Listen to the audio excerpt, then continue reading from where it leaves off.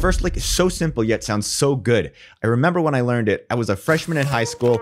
I'm in the band room and I hear this older kid play this lick. I'm like, what is that? Once I figured it out, I realized. Hey everybody, Jeff Schneider here, back again with more chord theory and soloing insights for jazz, R&B, and gospel musicians. Look, learning jazz isn't some abstract concept. It's just like learning a language. And if you want to speak it fluently, you've got to know your licks.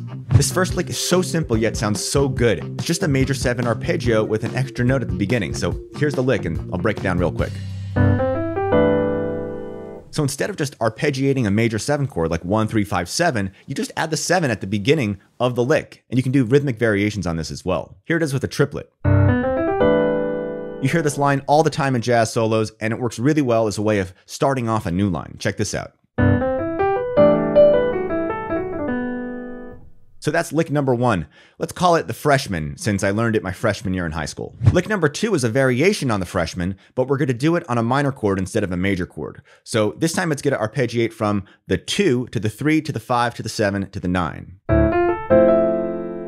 Moving on to lick number 3, this is another variation on the freshman, but we're going to do it in reverse and bring back that triplet rhythm. And by reverse, I mean we're going to start at the top with that 9 and come down. You'll often hear this lick with one extra note at the end, where it resolves down to the root of the chord.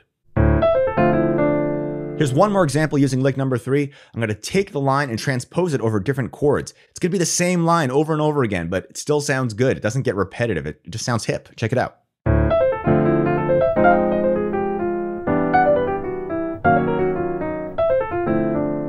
Lick number 4 we're going to call the giant steps lick because it seems to show up a lot in people's solos when they're improvising over giant steps. But even though giant steps is a challenging tune to solo on, this lick is really easy.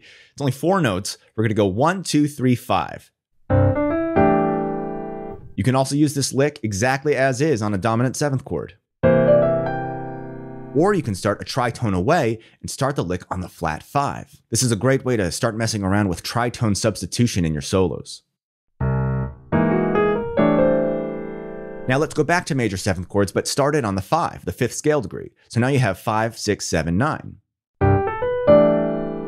Now just like with language, where you take words and put them together to create sentences, you can do the same thing with licks. So here's an example where I'm going to combine the giant steps lick starting on the 5, going right into the freshman, which we discussed in lick number 1. Let's keep it moving here. Lick number 5 is another quickie. This is going to be on a minor chord. We're going to go 5, 3, 2, 1. I call this the turnaround lick because it shows up in the tune Turnaround by Ornette Coleman.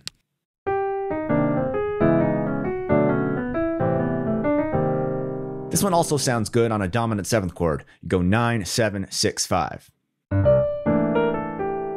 Let's build that one out a little bit. We're going to take the chord progression C7 going to F major 7. So that's a 5 chord going to a 1 chord. Here is the turnaround lick starting on the 9 of the 5 chord. And then we're going to do the same thing, the same little 4-note lick, but do it a tritone away and get some of that tritone substitution action that I mentioned earlier.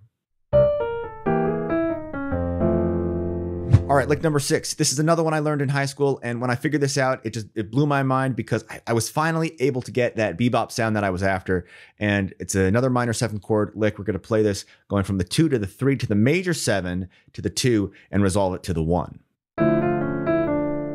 This is another one that works really well as a way of starting off a line, so here's an extended version of lick number 6. By the way, we're going to call this one the minor bebop lick. And now let's do another combo here where I'm going to take the example I just played and follow it up with the turnaround lick that we did earlier with that little tritone thing. And you'll hear what that sounds like. This is over a 2-5-1 progression in C major. So D minor 7, G7, C major 7. Check this out.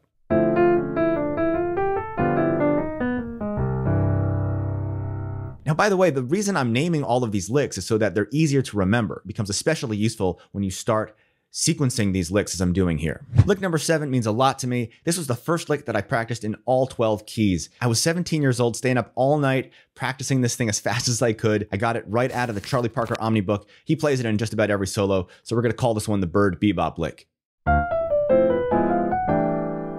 And here's what it sounds like when you take it through some other keys.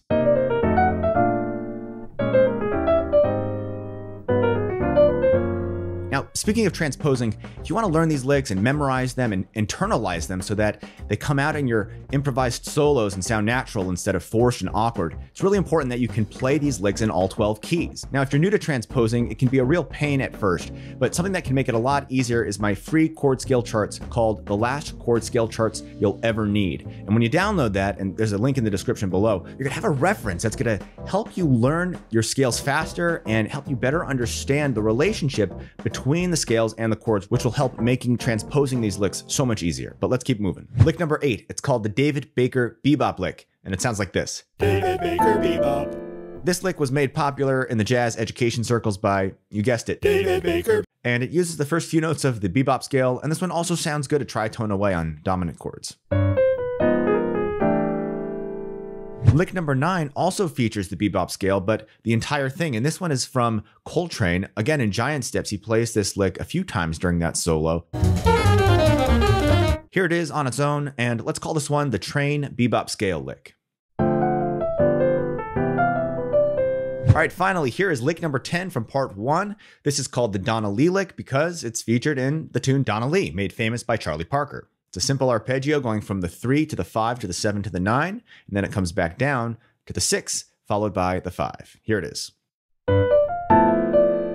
And if you noticed, this one is on a dominant 7th chord, and it's also going to work well a tritone away.